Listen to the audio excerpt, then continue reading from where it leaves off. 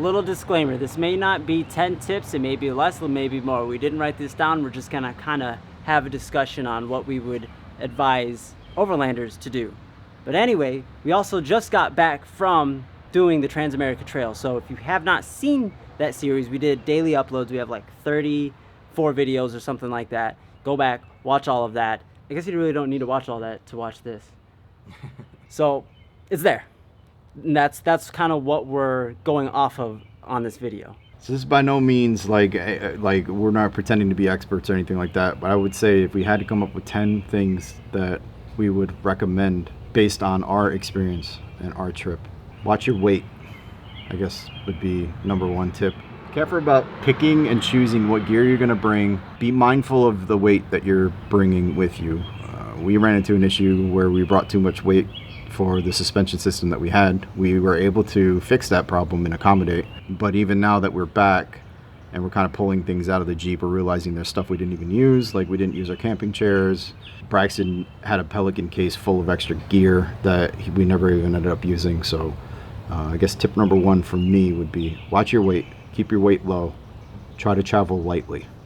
One of my tips would be don't worry about what overlanding is or what you need, what equipment. Like, I feel like a lot of people would probably get stuck like, oh, I can't go out until I have this, or I can't go out until I have this. It's kind of the same mentality as like a photographer or filmmaker. I was like, oh, I'm not good until I get this next piece of equipment, or I get this. Just go out and do it. Honestly, just that's the best way you're going to learn.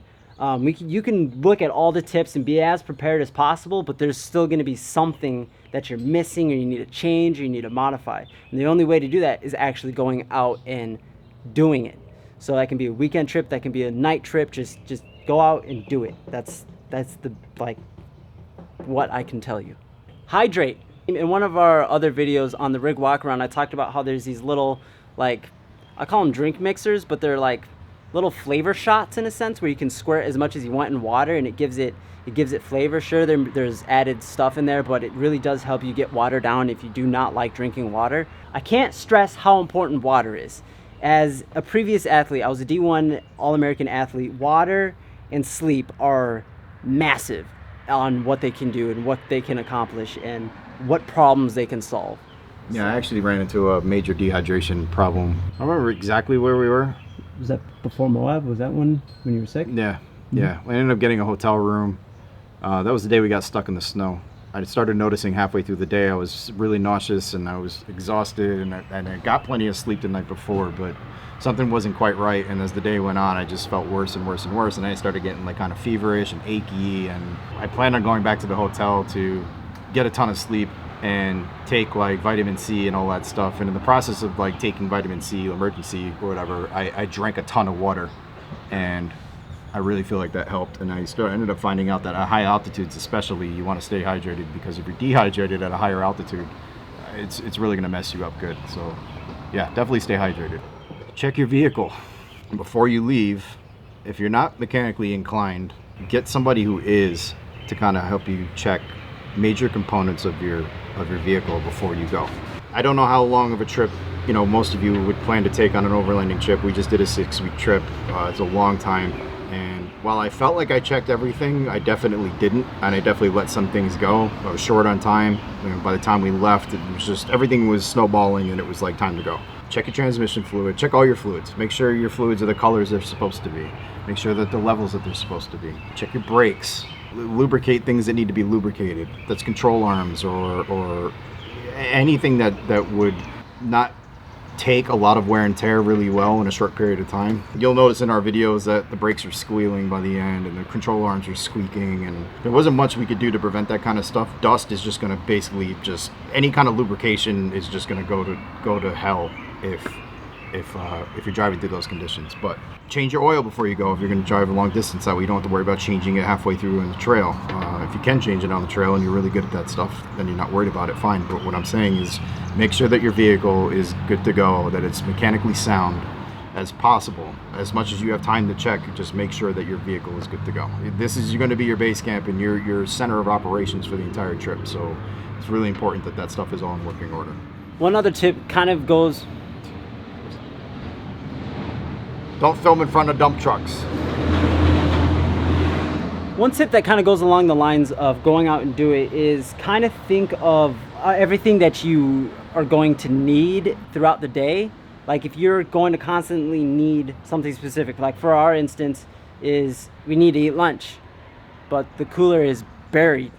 So it was a pain to have to take everything out and get into the cooler. So with all that, again, it's going out and doing it. But in terms of like, kind of think of the things you need kind of all the time, or like what kind of go throughout your day to day and like, okay, I know I'm going to need this, so I'm going to make sure that this is available and it's not buried under something, or else it's just going to get annoying. Yep, check the sequence of how you pack your vehicle so that stuff that you need to get to on a regular basis is always near the top, and stuff that you don't need to get to that often is at the bottom.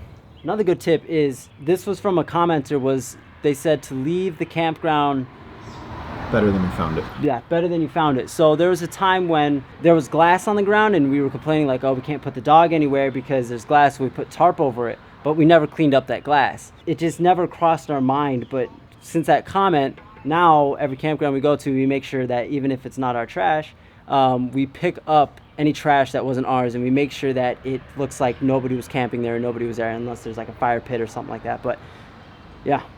So make sure that you bring multiple ways to figure out where you're going. Multiple map sources. More specifically, make sure that you have some sort of hard paper copy of something, just in case your electronics fail, or your cell phone breaks, or any other sort of...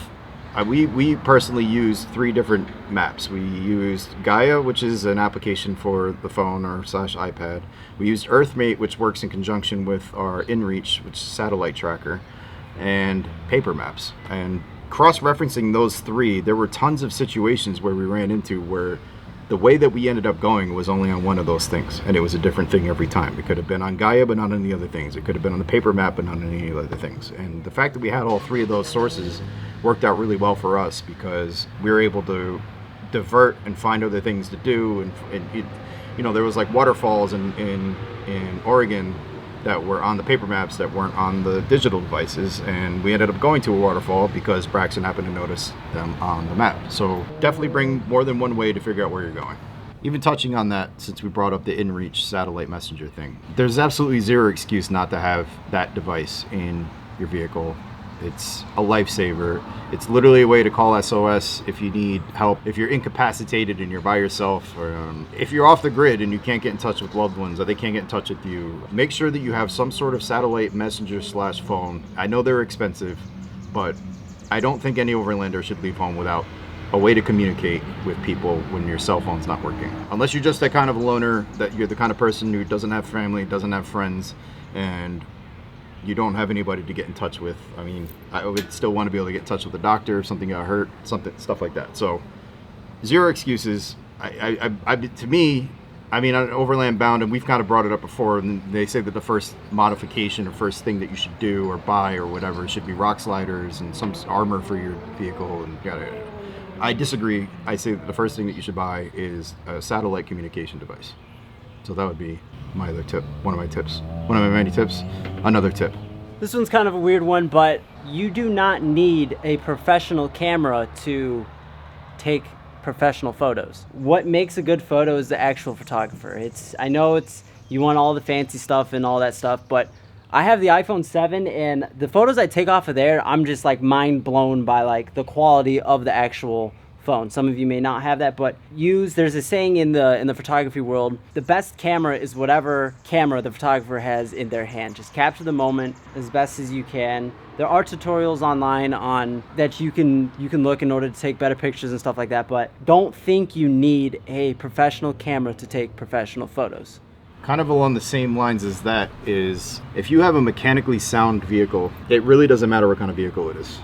There's groups out there that touch on this, Overland Bound being one of them. They say it doesn't matter what you drive. You've heard us joke throughout our videos saying that, we don't like Toyota, or that I don't like Toyota, or, that Jeeps are pieces of junk, or that an Earth Roamer is not an overland vehicle, or, a Super Duty F-150 with a diesel with a camper top on it is not an overland vehicle. All of these vehicles are overland vehicles if you're overlanding with them. So if you can get away from your home or your job or people you don't like, or society, or whatever it is that you're trying to escape from. Or if you head out into the wilderness and you get to see the things that you've always wanted to see, whether that's on a forest road that's practically paved, or whether that's taking a high clearance off-road vehicle up a bunch of rocks to find a camping spot on the edge of a cliff at 10,000 feet, it doesn't really matter. As long as you're getting out there and you're doing it and you're having fun and you're learning and maybe even teaching somebody else that's with you, whether it's a child or a friend or whatever, that's really all that matters, and that's what counts. Also, don't really worry about calling it overlanding. This term is just getting thrown around at this point, and any kind of car-based camping, or using your vehicle as a home base, or walking on your feet and then setting up a tent somewhere remote is all technically overlanding. So the vehicle doesn't matter. The fact that, the only thing that matters is actually getting out there and doing it. I think that's around 10. That might be 9, but my 10th one kind of is, he said it already, is have fun.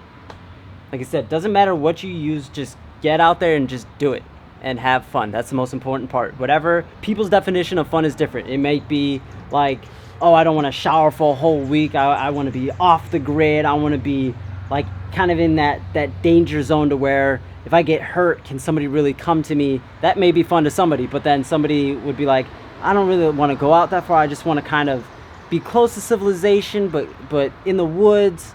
Whatever, it doesn't matter. Just have fun. Just go out and do it. Do whatever makes you happy.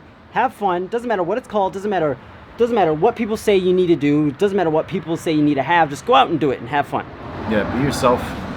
Be yourself and do whatever it is that it takes to put a smile on your face. And coming from me and Braxton, we're kind of introverted off camera. It took a little bit to come out of my shell. It took a little bit for him to come out of his shell, believe it or not. I know that Braxton seems like he's very energetic and outgoing and stuff on the camera, but both of us are just kind of reserved and quiet and only kind of speak when we have really important points to make. And I know that for me, that sometimes comes across like I'm not having fun. I had a blast on this trip, and while I wasn't doing backflips and laughing every second of every day, overall I had a great time, and it was actually kind of eye-opening and life-changing. So that's why I keep saying, we can't really show you as well as you could show yourself if you're just there. So just get out there, have fun, have a blast, do whatever it takes, and just do whatever it takes to put a smile on your face. And I think that's a pretty general definition of having fun. If you're smiling, then I guess you're having fun. I think that's 10, or that's a lot. That's a lot of stuff we talked about. If there's anything that you think would be a good tip, put it in the comments and we can have a discussion on saying what would be a good thing to know. I mean, I guess there can be technical things like bring bug spray.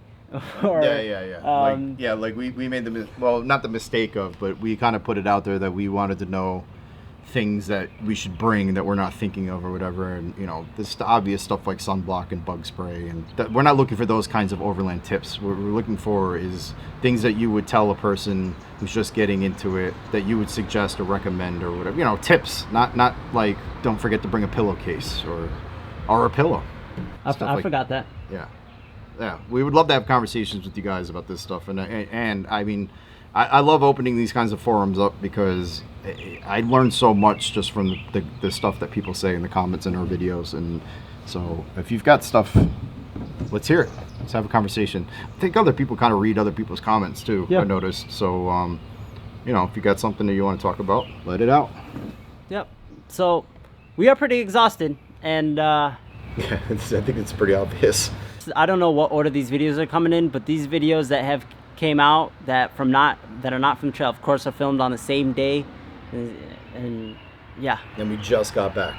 We literally pulled into my yard and started filming. So we're definitely shot. Drove for 40 plus hours straight, and if you haven't seen the trip and you're just seeing this video for the first time, welcome to TrailSpinTV. Make sure you go back and watch day one or watch our expo videos and just got to get a sense of who we are and why we're sitting here sounding like know-it-alls and trying to give you guys tips. I'm sure you know everything there is to know about overlanding already, but just so you have a better understanding of where we're coming from, go ahead and check out some of our other videos, and keep tuned, subscribe, tell your friends if you like it, and you know what, tell your friends if you don't like it. Have them come and tell us how much they don't like it. We'll be here.